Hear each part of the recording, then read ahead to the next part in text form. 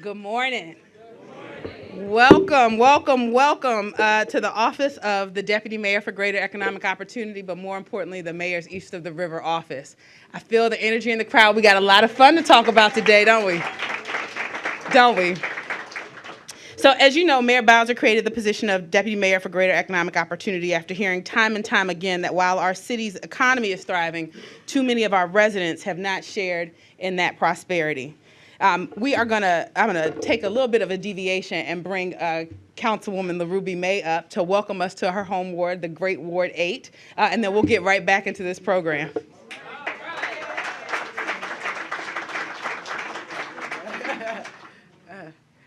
Good morning.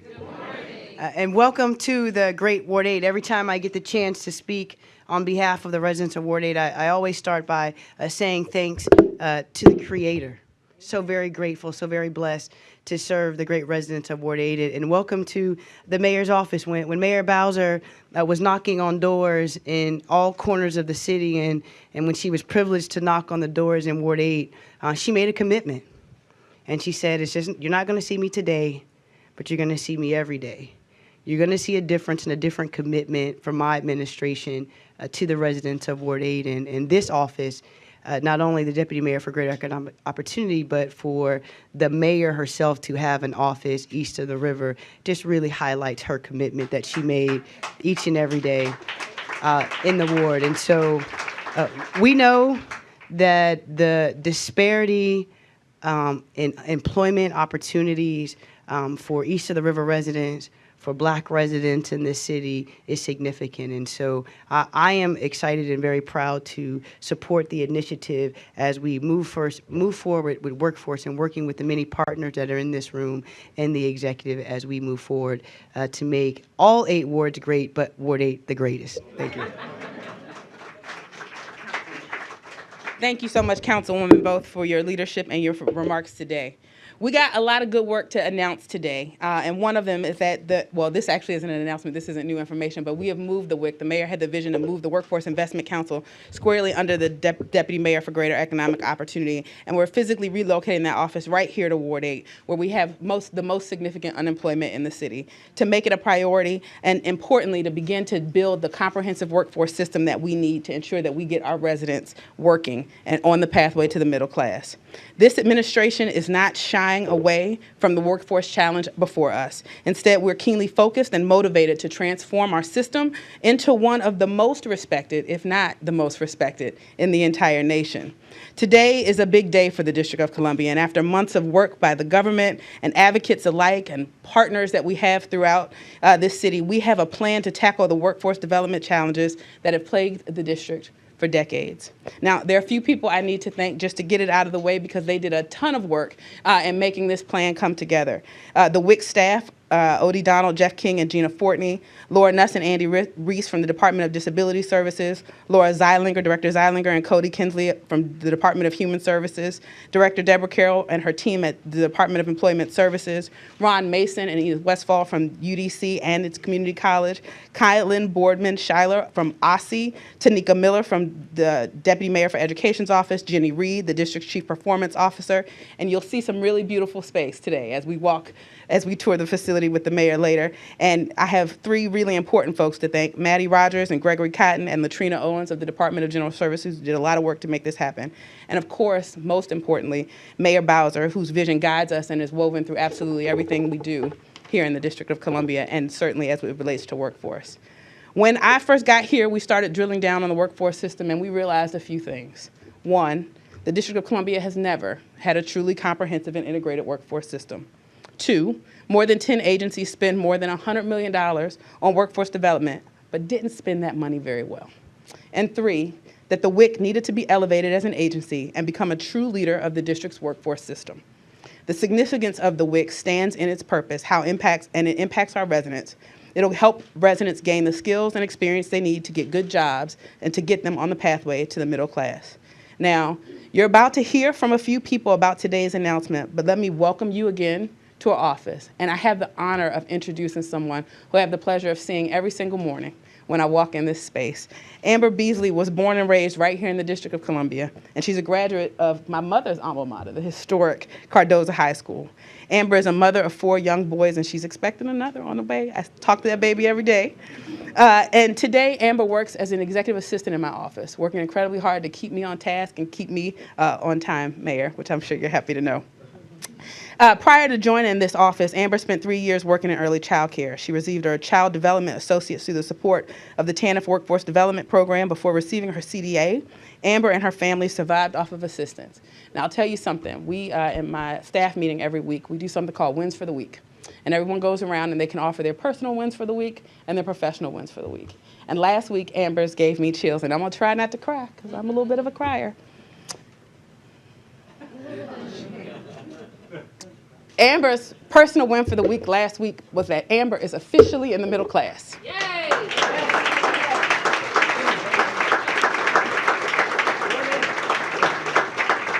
And she said, I have a lot of people to thank for that, but Mayor Bowser, you were the first. And so I have the honor of welcoming Amber up here to introduce our mayor.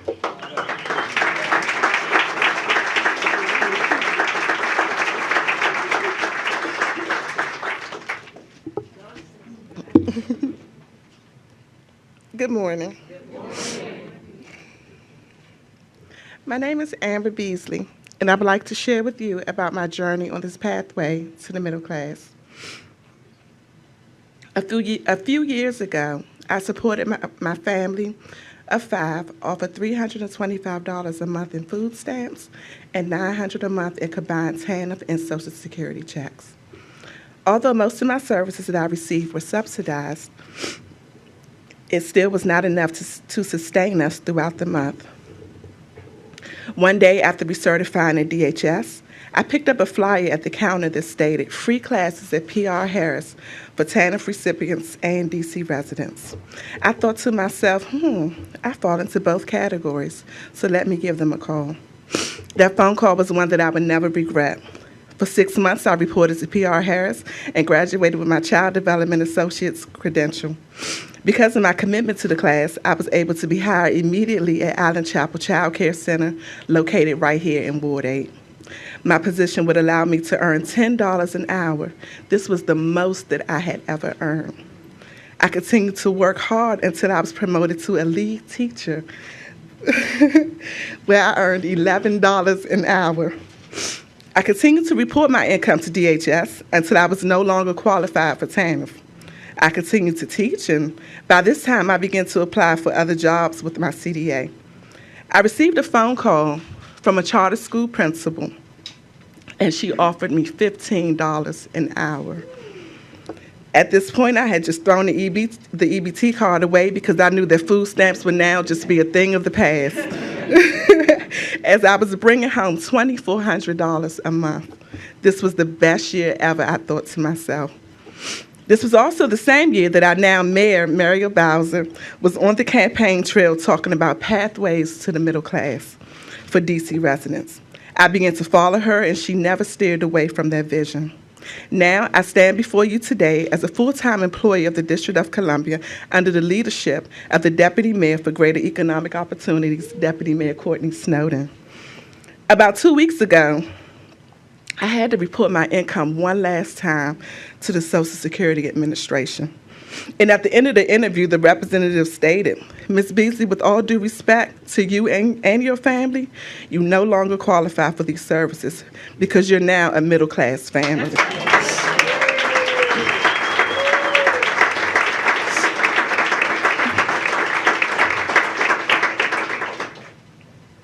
This was exciting to me because I am no longer doing recertifications for DHS assistance, but now I'm filling out paperwork so that I can enter into a first-time home buyers program.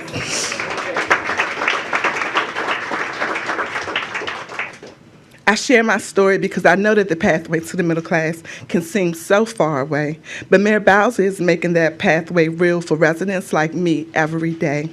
The path was not easy, but thanks to the TANF Workforce Program, the DOES staff, case managers, and providers, I was able to secure a certification that would change my family's life forever. So without further delay, I would like to introduce to you the visionary behind the pathway to the middle class, your mayor and my mayor, Mayor Muriel Bowser.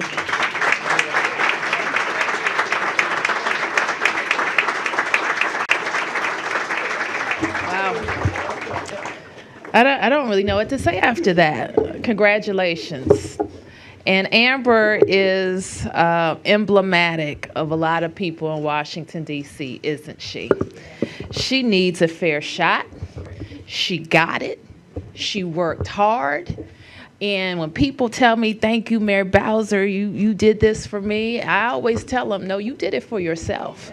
Because one thing that Mayor Bowser doesn't do, and that is tell people that you can have something without working for it. And that is why we are so very proud of you. And give another round of applause to Amber.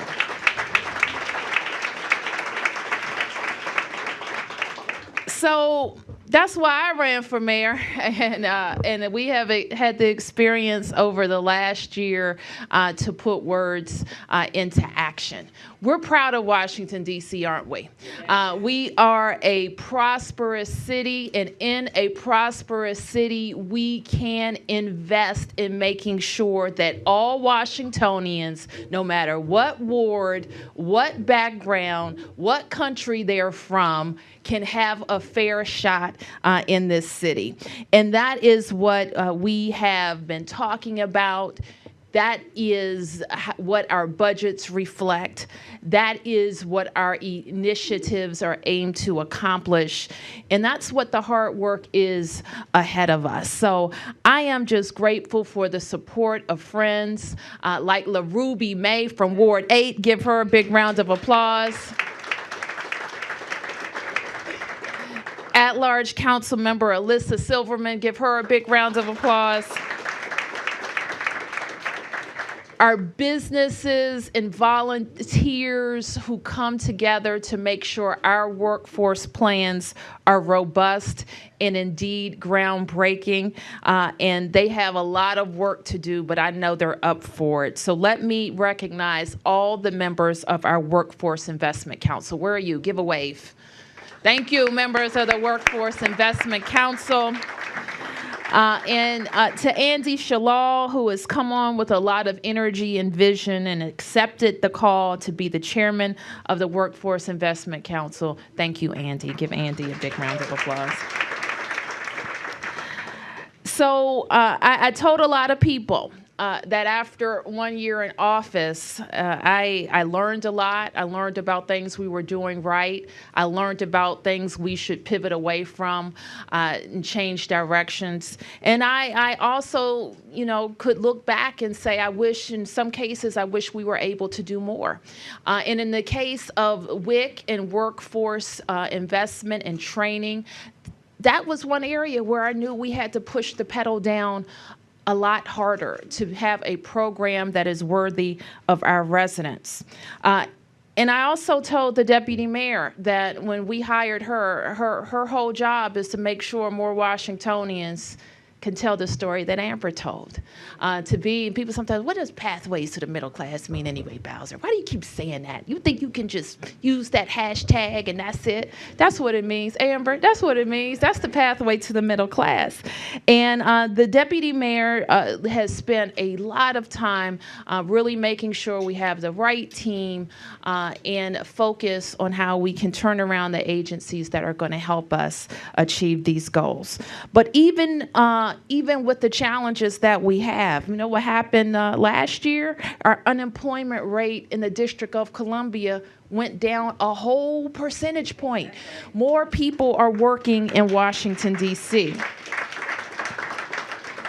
We've seen small businesses continue to open up and thrive in Washington, D.C., and that is not by accident. We see businesses popping up all over the place in our city, but we want that prosperity and that progress to be more even. And we have to make sure that we're creating more opportunities in Ward 7 and Ward 8, and that we're putting more people to work in Ward 7 and Ward 8. So I'm very proud of the fact that we established the LEAP Academy to train residents for good jobs in DC government. See, here's the thing. You know, how many people do we employ here? Anybody know? Washington, DC government? Over 33,000 people. And in any institution where you have 33,000 workers, you're going to have vacancies all the time. People will retire, people will move on. We need good people to work for us. Now, why shouldn't DC residents be in line to get those good DC jobs? Why not? Right? So the LEAP Academy is there to train DC residents for those job openings. And so we are very invested in doing that. We also expanded what we call MBSYEP, and we know what MB stands for, don't we? Right, Orange? Come on in, sit down.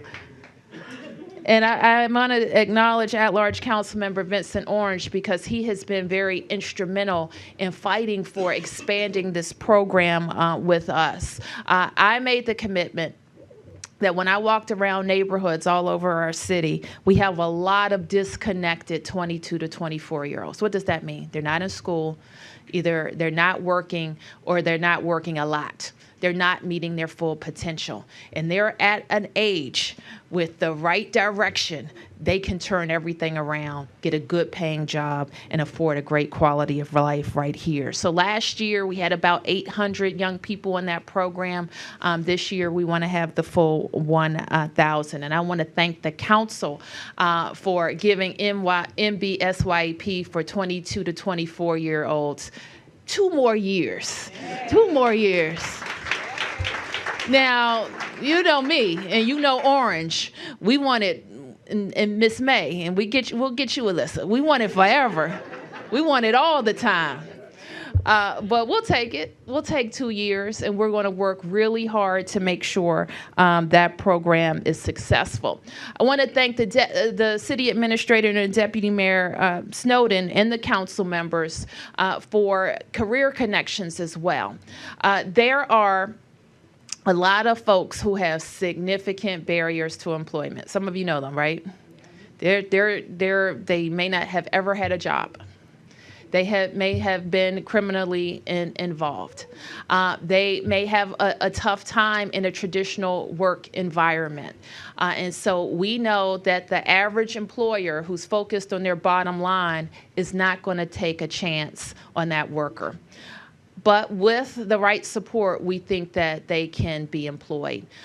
Even with incentives from us, we know that they can be employed so that they can get some work experience. And that's what Career Connections is all about. We have 200 people that we can serve this year, and we look forward to being able to report back to you on that success. Now, what we haven't done well, and I'll just tell you now, is we've been using all of our money. We haven't been using enough of the Fed's money. And that is something that the deputy mayor and our team are going to talk about in this unified state plan.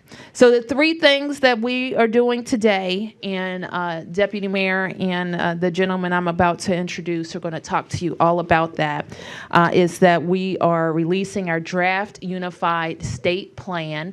The Deputy Mayor and Director Donald are going to be out in the community. I think you have 6 outreach sessions, so people will have the opportunity to review and comment on this plan, and then we have to submit it to the federal government.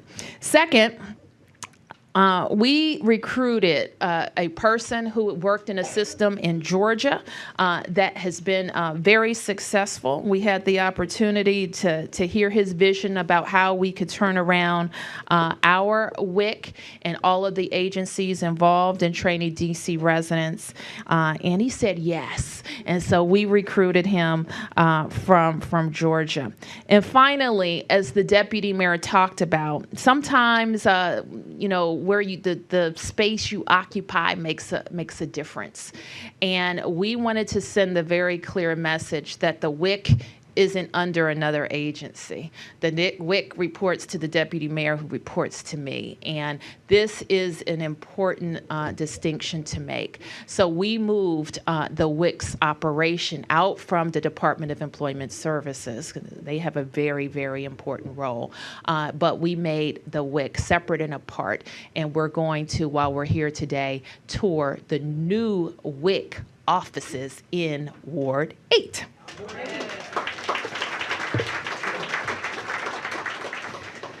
So I'm not going to say any more about Odie Donald because he knows what he's taking on. And when you hear from him, you're going to know why we selected him. Georgia became known for its comprehensive workforce system and is recognized around the nation. And anytime I talk to directors where potential candidates where I know we have challenges, I don't want them ever to come in with any delusions. So I tell them up front, this is what you got. You still want to come? And he said, absolutely. This is what I have been looking for. And I'm ready for the job. I'm energetic. And more than that, I know how to get it done. So ladies and gentlemen, Odie Donald.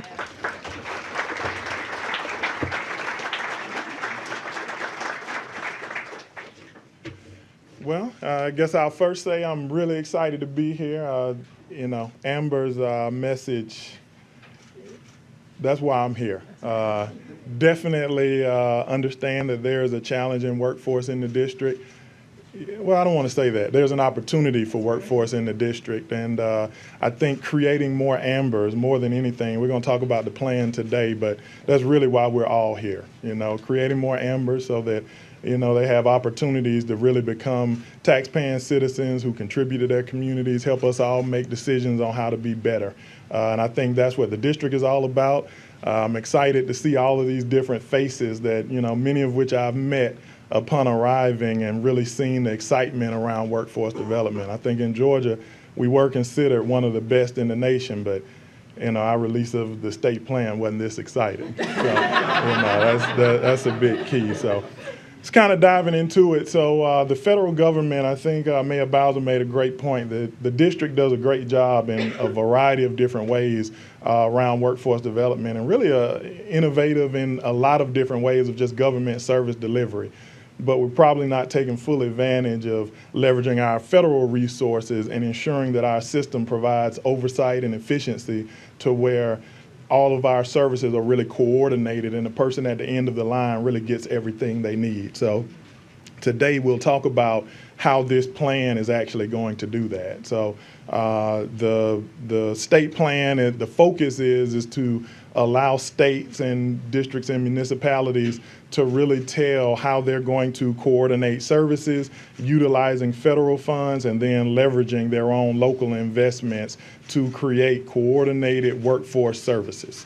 The challenge with WIOA specifically for the district is that you have to pay really special attention to how you not only provide oversight, but also add innovation in a strategic manner. I think I don't have a whole lot to say today because Mayor Bowser kind of went through in a very coordinated fashion how we will do that. But the DC state plan really takes her vision and adds 5 key strategies in delivering service. The first of those is system alignment. I think today you see with our new offices here at the WIC, it's pretty obvious that we are responsible for providing oversight in the coordinated services for all core programs under workforce development. So we'll be aligning that system not only in our new physical location, but also through the vision of our mayor and then our board chair, Mr. Shalal, and how we connect residents to not only training opportunities, but also opportunities that lead directly to employment. I think we do a quality job in training people, but now we have to get them placed to ensure that, again, we create more Ambers.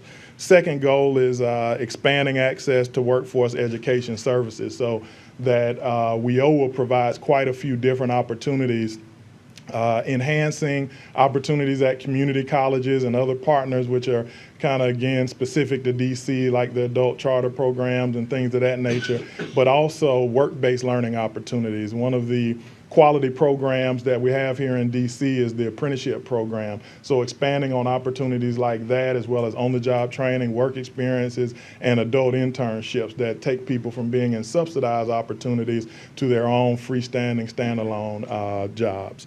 Number 3 is alignment with business needs. Again, I think it's having Mr. Shalal as the chair and his vast array of resources and connections in the business community, but also adding additional members to comply with WIOA that are all business focused, large and small businesses, to ensure that we're not just looking at data, but also hearing directly from the business community as we make strategic decisions.